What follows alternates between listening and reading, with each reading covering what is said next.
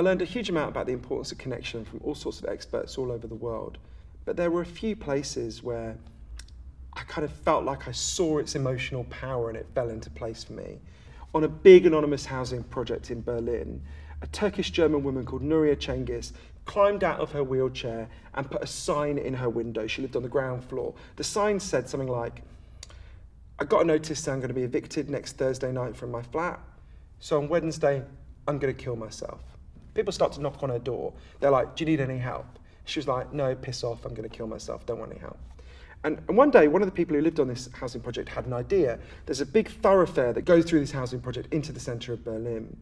If we just blocked the road for a day and we wheel Nuria out, we make a protest, they were all pissed off their rents were going up too, the media will probably come, there'll be a bit of a fuss, they'll probably let us stay in our home, maybe there'll be a bit of pressure to keep our rents down, right? So they did it. Nuria was like, "I'm going to kill myself anyway, I may as well let them push me into the middle of the road," right? They sit there for a day, they have their protest, the media come, and at the end of the day, the police say, "Okay, you've had your fun, take it down." But the people who lived at Kotti said, "Well, hang on a minute, you haven't said that Nuria gets to stay in her flat. You haven't said that we're going to get our rents not going up anymore. No, we'll take this down when we get those guarantees."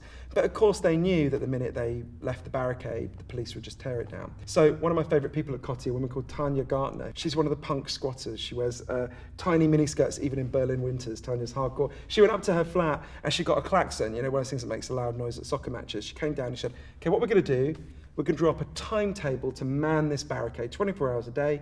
If the police come to take it down, let off the klaxon, we'll all come down from our flats and we'll stop them."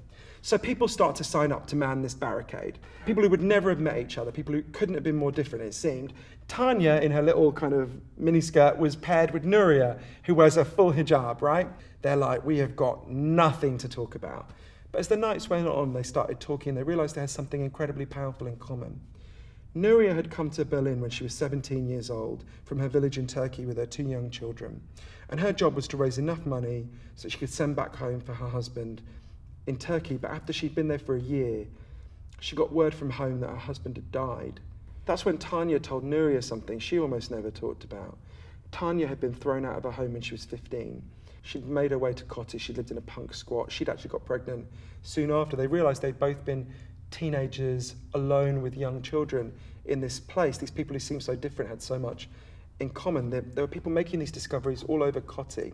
And it struck me so powerfully in Kotti what connection means, what it is. Most of them didn't need to be drugged. They needed to be together.